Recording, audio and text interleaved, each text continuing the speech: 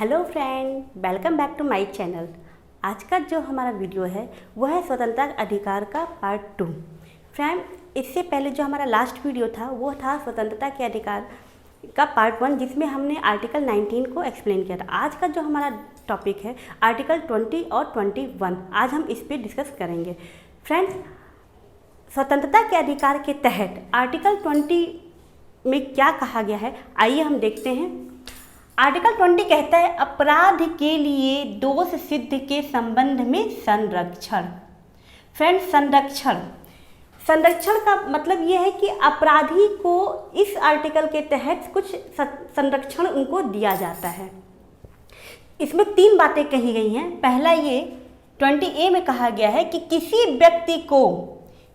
भी व्यक्ति को तब तक दोषी न मानना जब तक उस समय किसी कानून का उल्लंघन न किया हो। यानी कि वो व्यक्ति जिसको अपराधी घोषित किया जा रहा है वो दोषी तब तक नहीं होगा जब तक वाकई उस समय के कानून का उसने उल्लंघन न किया हो। फ्रेंड्स, इस तथ्य को मैं एक छोटे से एग्जाम्पल के तहत आपको एक्सप्लेन करना चाहूँगी। जैसे कि आप मान लीजिए कि बाल विवाह जो था वो पहले हमारे वहाँ एक प्रथा थी, लेकिन बाद में संसद के द्वारा एक कानून पास हुआ कि बाल विवाह आप कोई करेगा तो वो एक अपराध है।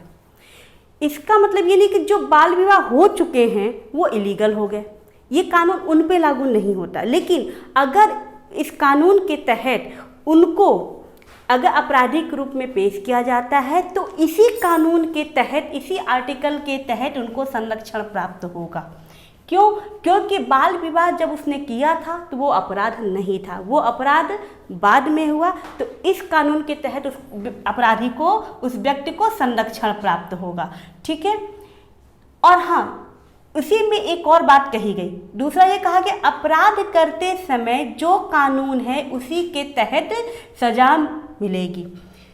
व्यक्ति जो भी अपराध जिस समय किया हुआ है, यदि कोई अपराधी जो है वो अपराध जिस समय किया है उस समय जो कानून के तहत जो सज़ा तय होगी वही सज़ा मिलेगी। ऐसा नहीं कि उसका जैसे केस चल रहा हो और 10 साल बाद उसको सज़ा हो रही है और उस सज़ा में अमेंडमेंट करके सज़ा बढ़ा दी गई हो तो उसको आज के डेट में जो सज़ा होनी है वो मिले, ऐसा नहीं है। जैसे कि एक एग्जाम्पल में, अगर किसी व्यक्ति ने चोरी की, ठीक है, तो चोरी करने की जो सज़ा उस वक्त होगी 2 साल, वही उस सज़ा मिलेगी। चोरी करने के बाद उस व्यक्ति पे अगर केस चल रहा है और 2 साल बाद उसका निर्णय आया कि नहीं वाकई उसने चोरी की और उस समय उस चोरी की सज़ा 4 साल हो गई 2 साल बाद, तो वो 4 साल उसको सज़ा नहीं मिलेगी, उसको जो सज़ा मिलेगी वो सिर्फ 2 ही साल मिलेगी।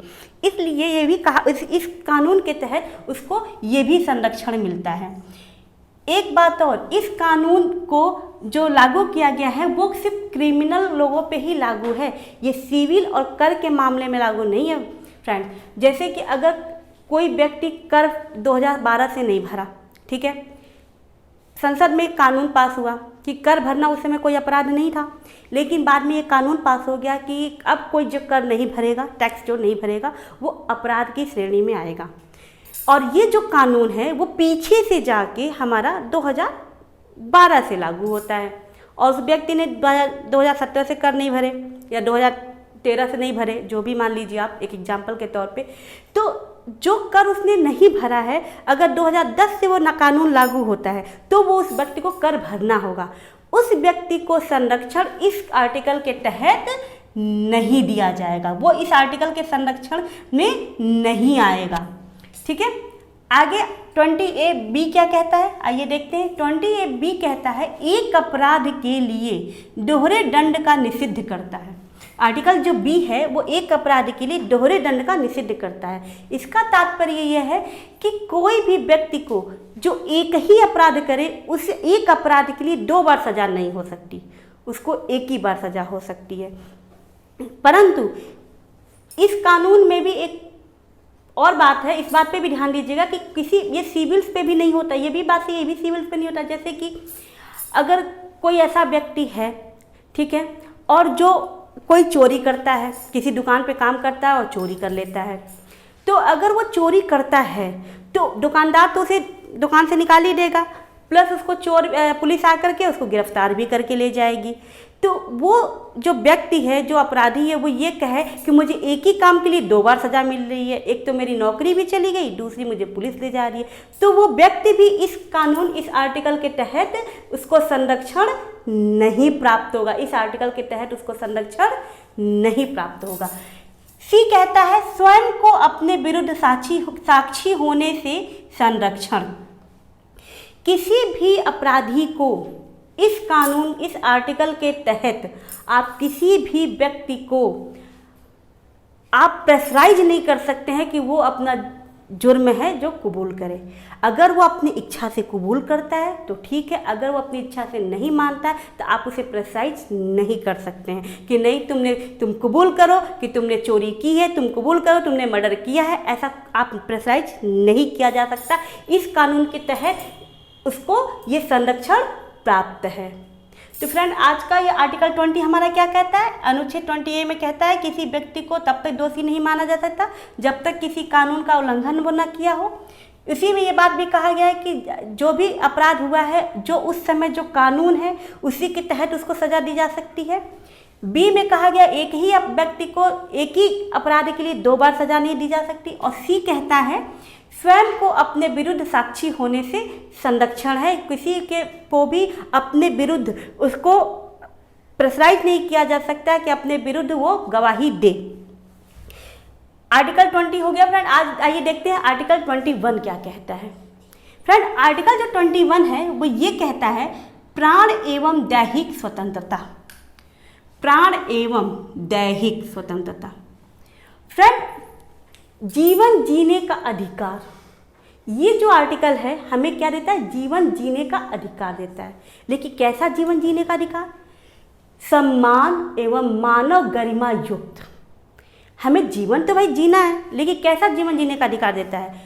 सम्मान एवं मानव गरिमा युक्त हमें जीवन जीने का अधिकार यह आर्टिकल देता है। इसी आर्टिकल में जैसे कि कहा गया है खड़क सिंह बनाम स्टेट ऑफ उत्तर प्रदेश 1963 के एक केस में सुप्रीम कोर्ट ने कहा है कि पशुवक्त जीवन नहीं, किसी भी व्यक्ति को पशुवक्त जीवन नहीं चाहिए होता है।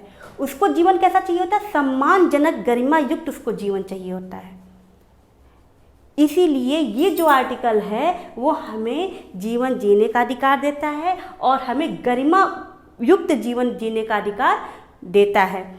इस आर्टिकल में एक का जो मेन मूल रूप है वो ये कहा गया है कि किसी भी व्यक्ति को विधि द्वारा स्थापित प्रक्रिया के अनुसार ही इस अधिकार से वंचित किया जा सकता है।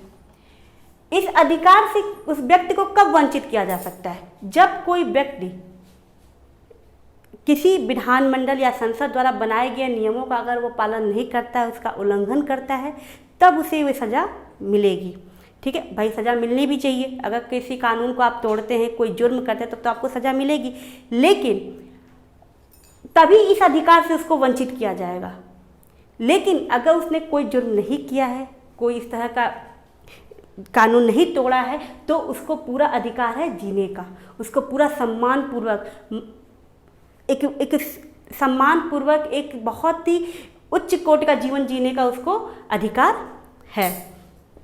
जैसे इसमें अब कौन कौन से अधिकार इसमें दिए गए हैं आइए देखते हैं। इसमें दिया गया है जीवन की रक्षा। इसमें जीवन की रक्षा दी गई है, निजता दिया गया है, आश्रय दिया गया है, स्वास्थ्य से संबंधित हमें दिया गया है जीवन का। इसमें शिक्षा संबंधी हमको दिया गया अधिकार, पर्यावरण, जानवरों के संरक्षण। ठीक है, हमें एक शुद्ध जीवन जीने की हमारे जीवन की रक्षा इसी अधिकार के तहत आता है। निजता, हमारी प्राइवेसी की भी रक्षा इसी अधिकार के तहत आता है। हमें आश्रय का भी अधिकार है, हमें राज्य व्यवस्था करके देगा। स्वास्थ्य संबंधी हमारे अधिकार है कि हमें अच्छा स्वास्थ्य संबंधी हमें हॉस्पिटल, ये सारी सुविधाएं हमें मिले। शिक्षा संबंधी हमें शिक्षित किया जाए, शिक्षा की पूरी व्यवस्था राज्य में हो, हमें शिक्षा का अधिकार है। पर्यावरण, हमें एक शुद्ध पर्यावरण की व्यवस्था चाहिए जो राज्य करता है हमारे लिए, उसका भी हमारा अधिकार है। जानवरों के संरक्षण, भाई जानवर हैं, इंसान के तो भाई जानवर भी तो जीवित ही हैं, जीव ही हैं, इसलिए उनके संरक्षण के लिए भी उनका अधिकार, इनके संरक्षण का जो अधिकार है वो भी इसी के तहत आता है। इसी पे एनजीटी जो है, एनजीटी 2010 नेशनल ग्रीन ट्रिब्यूनल जो है 2010 में लागू किया गया था और इसमें सभी केंद्र द्वारा सभी राज्यों को ये दिया गया था व्यवस्था करने की कि ये सारी व्यवस्थाएं जो हैं पर्यावरण से रिलेटेड जो भी व्यवस्थाएं हैं वो राज्य सरकार लोगों के हित में करेगा। ठीक है। स्वच्छ जल एवं बिजली, हमें स्वच्छ जल की, शुद्ध जल की भी आवश्यकता होती है, उसका भी हमारा अधिकार है, वो भी राज्य व्यवस्था करेगा। बिजली, बंधुआ मजदूरी के विरुद्ध हम आवाज़ उठा सकते हैं, इसका भी हमें अधिकार है। और तीसरे लिंग यानी थर्ड जेंडर, सुप्रीम कोर्ट ने 2014 में थर्ड जेंडर को भी जीवन जीने का अधिकार दिया है इसी के आर्टिकल 21 के तहत। अनुच्छेद 21A में भी कहा गया है, अनुच्छेद 21A में कहा गया है कि 6 वर्ष से 14 वर्ष तक निःशुल्क शिक्षा का अधिकार सभी व्यक्तियों को, सभी बच्चों को है और सभी बच्चों को 6 वर्ष से 14 वर्ष तक सभी राज्यों में निःशुल्क शिक्षा दिया जाए, उन्हें शिक्षित किया जाए। और ये सारे जो हमारे अधिकार हैं वो कौन पूरा करता है? राज्य पूरा करता है। इसलिए कहा गया कि राज्य जो है वो न कि सिर्फ इन अधिकारों को पूरा करे बल्कि उनका विकास भी करे, उनका विस्तार भी करे। ये बहुत ही आवश्यक है और ये सारे अधिकार हमें आर्टिकल 21 के तहत मिले हुए हैं। तो फ्रेंड, आज का जो हमारा टॉपिक था वो यही ख़त्म होता है। नेक्स्ट टॉपिक जो हमारा आर्टिकल 22 है हमारा नेक्स्ट वीडियो में आएगा, आप प्लीज़ इसे देखिएगा ज़रूर और इस वीडियो को आप लाइक और सब्सक्राइब ज़रूर कीजिएगा। Thank you so much.